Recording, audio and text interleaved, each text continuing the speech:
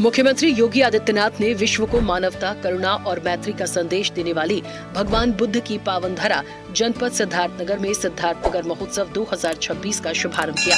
इस मौके पर 1052 करोड़ की 229 विकास परियोजनाओं का लोकार्पण और शिलान्यास भी हुआ। सीएम ने कहा कि गरीब, महिला, युवा और अन्नदाताओं का उत्थान ही प्रधानमंत्री की पहचान है। इसी को आधार बनाते हुए डबल इंजन की सरकार ने बिना भेदभाव के सबका साथ, सबका विकास के लिए योजनाएं जन जन को समर्पित की हैं। भेदभाव से मुक्त सतत विकास की दृष्टि से किए जाने वाले प्रयास ही राम राज्य की अवधारणा का साकार रूप है। जाति, मत, मजहब के रूप में, क्षेत्र और भाषा के रूप में जहां कोई भेदभाव न हो, उस भेदभाव से मुक्त सतत विकास की दृष्टि से किए जाने वाले प्रयास, यही राम राज्य की अवधारणा का साकार रूप है। मुख्यमंत्री योगी आदित्यनाथ ने कहा कि बीमार मानसिकता के लोगों ने जनपद सिद्धार्थनगर को पूर्वी उत्तर प्रदेश को बीमार बना दिया था, लेकिन ये हमारा कर्तव्य एवं दायित्व है कि जनता जनार्दन ने जो शक्ति हमें दी है, उस शक्ति का उपयोग उनके हित में बिना भेदभाव के करके दिखाएं। मुख्यमंत्री योगी आदित्यनाथ ने कहा कि विकास का आधार गांव, गरीब, किसान और युवा होने चाहिए।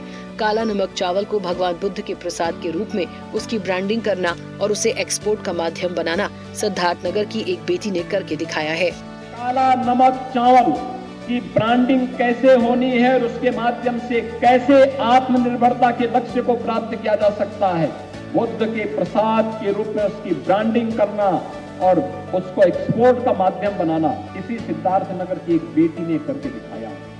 मुख्यमंत्री योगी आदित्यनाथ ने कहा कि इंसेफेलाइटिस के कारण आज कोई दम नहीं तोड़ता। हमारे लिए कोई वोट बैंक नहीं है, बल्कि हर व्यक्ति एक परिवार का हिस्सा है और परिवार को कोई बांटकर नहीं देखता। सरकार ने अपने उत्तरदायित्व की पूरी निष्ठा से निर्वहन किया है।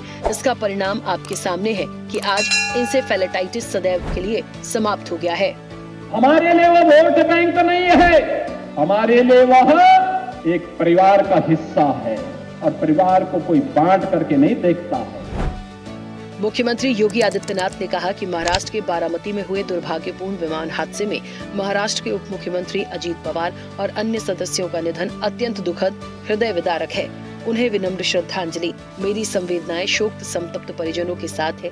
प्रभु श्री राम से प्रार्थना है कि दिवंगत पुण्यात्माओं को और शोकाकुल परिवार को ये अथाह दुख सहन करने की शक्ति प्रदान करें। प्लेन क्रैश होने की दुर्घटना में दुखद निधन का समाचार प्राप्त हुआ है। स्वर्गीय अजीत पवार जी और उनके परिवार के प्रति अपनी संवेदना व्यक्त करते हुए उनकी स्मृतियों को नमन करता हूँ। गोरखपुर में मुख्यमंत्री योगी आदित्यनाथ ने गुरु गोरखनाथ के दर्शन कर पूजन किया और ब्रह्मलीन महंत अवैद्यनाथ की प्रतिमा के समक्ष शीश झुकाया। इसके बाद वो मंदिर परिसर की गौशाला पहुंचे, जहां उन्होंने गोवंशों को नाम लेकर पुकारा, उन्हें दुलारा और अपने हाथों से रोटी गुड़ खिलाया। इसके बाद महंत दिग्विजयनाथ स्मृति भवन सभागार में जनता दर्शन में मुख्यमंत्री ने सीधे लोगों से मुलाकात की। उन्होंने लोगों की समस्याओं को ध्यानपूर्वक सुना और प्रार्थना पत्र लेकर संबंधित प्रशासनिक और पुलिस अधिकारियों को समयबद्ध समाधान के निर्देश दिए।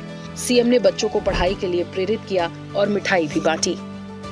मुख्यमंत्री योगी आदित्यनाथ ने महान स्वतंत्रता संग्राम सेनानी, कर्मठ सामाजिक कार्यकर्ता, स्वदेशी के प्रबल पक्षधर पंजाब केसरी लाला लाजपत राय की जयंती पर विनम्र श्रद्धांजलि दी है। सीएम ने कहा कि उनका अदम्य साहस, अखंड समर्पण, अटूट देशभक्ति और त्यागमयी जीवन भारतीय स्वतंत्रता संग्राम की अमूल्य धरोहर है, जो हमें सदैव राष्ट्र प्रथम की भावना से कार्य करने हेतु प्रेरित करते हैं।